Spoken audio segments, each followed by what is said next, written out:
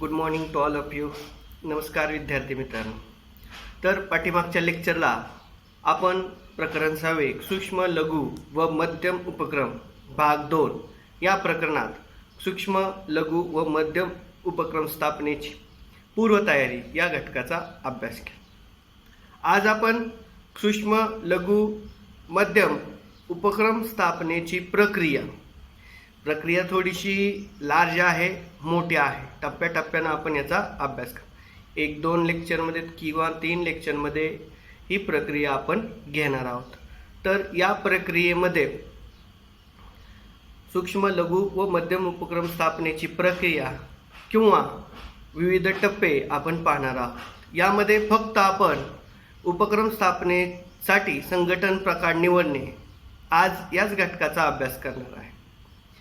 पुढच्या लेक्चरला उपक्रम स्थापनेसाठी जागा, त्याचबरोबर नोंदणी करणे, परवानग्या व परवाने मिळवणे, औपचारिक बाबीची पूर्तता आणि प्रत्यक्ष उपक्रम सुरू करणे, ही सर्व प्रक्रिया किंवा टप्पे आहेत. हे 2-3 लेक्चरमध्ये हा अभ्यासक्रम किंवा ह्या प्रकरणातील हा प्रश्न आपण घेणार आहोत.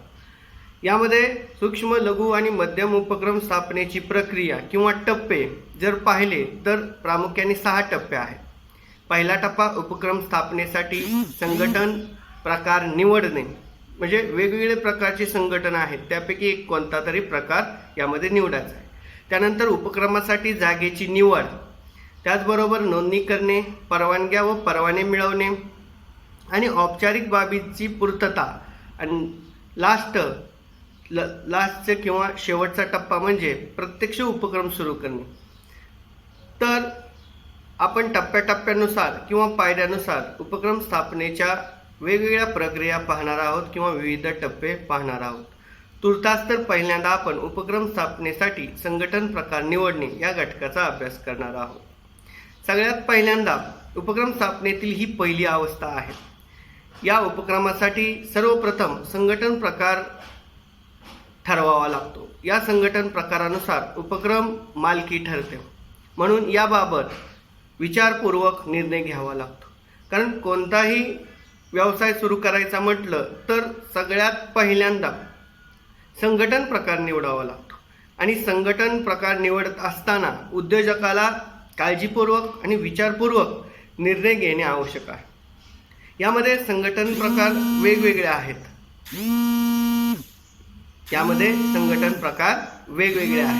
तर सगळ्यात पहिला प्रकार म्हणजे एकल व्यापारी संस्था.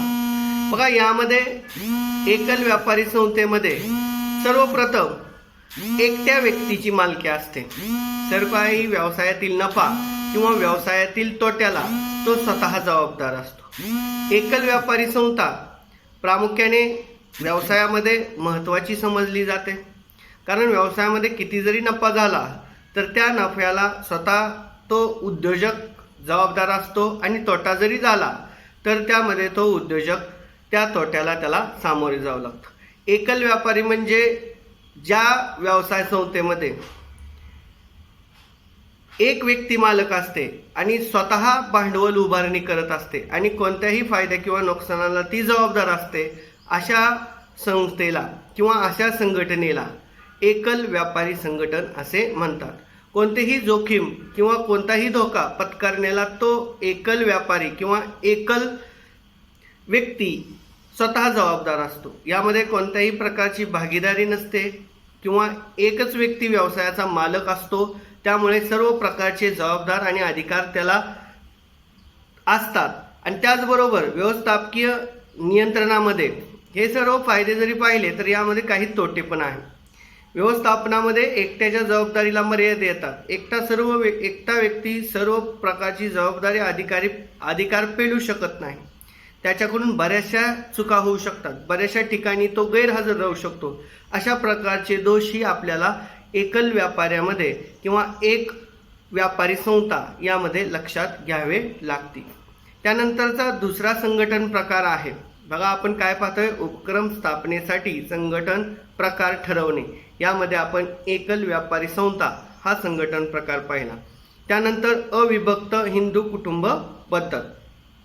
भारतामध्ये हिंदू कुटुंबाला आपला स्वतःचा व्यवसाय स्थापन करता येतो. त्यामुळे उपक्रमाच्या मालकीचा हा संघटन प्रकार सुद्धा निवडण्यासाठी उपलब्ध असतो. या प्रकारामध्ये उपक्रमाची मालकी ही अविभक्त हिंदू कुटुंबाकडे असते. दुसऱ्या भाषेत कुटुंबातील सर्व व्यक्ती हे लघु उपक्रमाचे व्यवसायाचे हिस्सेदार असतात. त्याचबरोबर हिस्सेदारासोबत लहान मोठा अथवा स्त्री पुरुष असा भेदभाव न करता प्रत्येकाला समान हिस्सेदारी दिली जाते. या मालकी प्रकाराचे वैशिष्ट्य आहे, या प्रकारामध्ये व्यवसायाची जोखीम सर्व हिस्सेदारावर असते. तसेच व्यवसायातील नफा सुद्धा सर्व हिस्सेदारांना समान पद्धतीने वाटला जातो.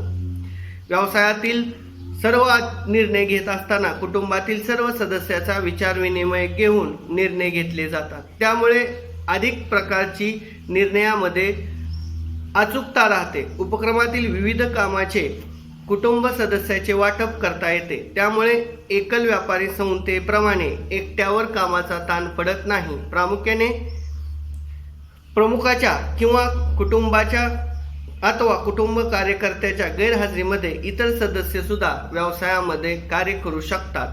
बऱ्याचशा वेळेला या व्यवसाय संस्थेमध्ये काही मर्यादा सुद्धा आढळतात. एका कुटुंबाची व्यवसायासाठी लागणारी भांडवल उपलब्ध करण्याबाबत मर्यादा असते. तसेच इतर सदस्यांचे विचारविनिमय करावा लागत असल्यामुळे निर्णयास विलंब लागतो.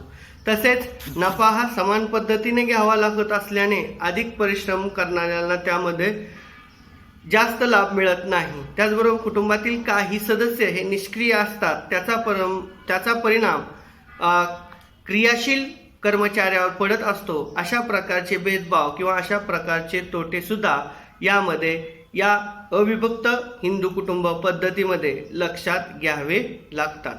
त्यानंतर भागीदारी संस्था. बघा, 2 किंवा त्यापेक्षा जास्त व्यक्ती एकत्रित येऊन व्यवसाय करतात त्यावेळेस त्याला भागीदारी संस्था असे म्हणतात. सर्वसाधारणपणे भागीदारी संस्थेमध्ये एक व्यक्ती मालक नसतो. त्यामध्ये सर्व व्यक्ती एकत्रित येऊन कार्य करत असतात. व्यवसायासाठी एकत्रित असलेल्या व्यक्तींना भागीदार असे म्हटले जाते. प्रत्येक भागीदाराने किती भांडवल आणायचे व प्रत्येक भागीदाराच्या नफ्यातील किती हिस्सा लेखी स्वरूपात करार करण्यात येत असतात. भागीदाराचा लेखी करार हा पार्टनरशिप डीड असे संबोधले जाते. भागीदारी संस्था कायद्यानुसार हा करार नोंदवणे आवश्यक आहे. संभाव्य उद्योजक आपल्या नवीन लघु उपक्रमासाठी या प्रकाराचा विचार करू शकतो. अधिक भागीदारीमुळे अधिक प्रकारची भांडवल उपलब्ध राहते. भागीदारांचा सल्ला मिळत असतो. निर्णय हे अचूक राहतात. त्याचबरोबर जोखमीची विभाजणी होत असते. भागीदारांची उपलब्धता यामध्ये आवश्यक असते.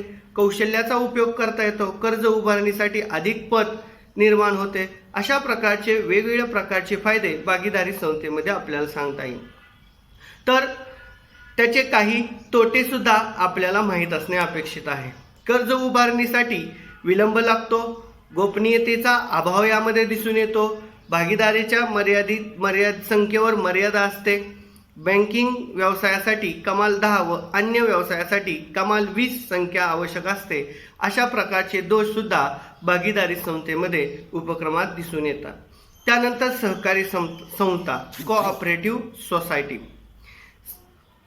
संभाव्य उद्योजक आपल्या नव्या उपक्रमासाठी सहकारी संस्था सुद्धा स्थापन करू शकतो. म्हणजेच सहकारी तत्वानुसार एकत्रित येऊन सहइच्छेने सहकारी तत्वावर संस्था स्थापन करू शकतो. सहकारी संस्था कायद्यानुसार सहकारी संस्थेच्या स्थापनेसाठी व्यवसायाचे स्वरूप, किमान सभासद संख्या निर्धारित करण्यात आली आहे. पण कमाल सभासद संख्येवर कोणतीही मर्यादा नाही. व्यवसायासाठी भांडवलाची उपलब्धता, जोखमीचे विभाजन, लोकशाही तत्वानुसार निर्णय प्रक्रिया, सरकारचे सहाय्य, बाजारपेठेसाठी सहाय्य इत्यादी स्वरूपाचे सहकारी संस्थेचे फायदे आहेत. परंतु यामध्ये काही तोटे सुद्धा सांगता येईल. प्रोत्साहनाचा अभाव असेल, नफ्याचे कमी प्रमाण असेल, सरकारची बंधने असतील, त्याचबरोबर काही निष्क्रिय सदस्य असतील, असे वेगवेगळे प्रकारचे तोटे आपल्याला सहकारी संस्थेमध्ये सांगता येईल. त्यानंतरचा प्रकार आहे उपक्रमांचा प्रकार आहे. उपक्रमासाठी संघटन प्रकार ठरवणे. यातील संघटन प्रकार आहे कंपनी. त्यालाच आपण संयुक्त भांडवली संस्था म्हणतो. तर कंपनी कायदा 1956 नुसार स्वतःचं नाव किंवा स्वतःचं चिन्ह असलेली अधिकृत आणि अस्तित्वात असणारी संस्था म्हणजे संयुक्त भांडवली संस्था किंवा कंपनी होय. कंपनीला स्वतःचं नाव असतं, सरकारी दरबारी त्याची नोंदणी केलेली असते. त्यामुळे हा एक संघटन प्रकार उद्योजक निवडू शकतो. कंपनी कायदा 1956 नुसार कंपनी स्थापन केल्यानंतर वेगवेगळ्या प्रकारचे फायदे हे उद्योजकाला मिळत असतात. 2 किंवा त्यापेक्षा जास्त व्यक्ती एकत्रित येऊन सुद्धा कंपनी स्थापन करू शकतात. त्याचबरोबर कंपनी स्थापन केल्यानंतर सर्वांना त्या प्रकारचे नफा, त्याचबरोबर नफ्यामध्ये सहभाग, त्याचबरोबर कंपनीच्या मीटिंगमध्ये सहभाग, अशा प्रकारचे वेगवेगळे अधिकार मिळत असतात. परंतु यामध्ये काही मर्यादा सुद्धा आहे. बऱ्याचशा वेळावर 1 किंवा 2 पेक्षा जास्त व्यवसाय हे कंपनीतील मालक असल्यामुळे त्यांच्या जबाबदारी किंवा अधिकारावर मर्यादा राहतात. त्याचबरोबर कंपनीचा आकार मोठा असल्यानंतर निर्णय घेत असताना सर्वांच्या सहमताने निर्णय घ्यावे लागत असतात. त्यामुळे निर्णयास विलंब होतो. त्याचबरोबर वेगवेगळ्या प्रकारची कार्य करत असताना वेगवेगळ्या प्रकारच्या मर्यादा येतात, असे सुद्धा तोटे आहेत. तर विद्यार्थी मित्रांनो, सूक्ष्म, लघु आणि मध्यम उपक्रम स्थापनेच्या प्रक्रियेतील टप्प्यामध्ये आपण पहिल्या टप्प्यामध्ये उपक्रमासाठी संघटन प्रकार ठरवणे यामध्ये एकल व्यापारी संस्था, अविभक्त हिंदू कुटुंब पद्धती, भागीदारी संस्था, सहकारी संस्था आणि कंपनी यापैकी कोणताही एक संघटन प्रकार ठरवावा लागतो. त्यानंतर पुढच्या लेक्चरला आपण उपक्रमासाठी जागा निवडणे या घटकाचा अभ्यास करणार आहोत. धन्यवाद.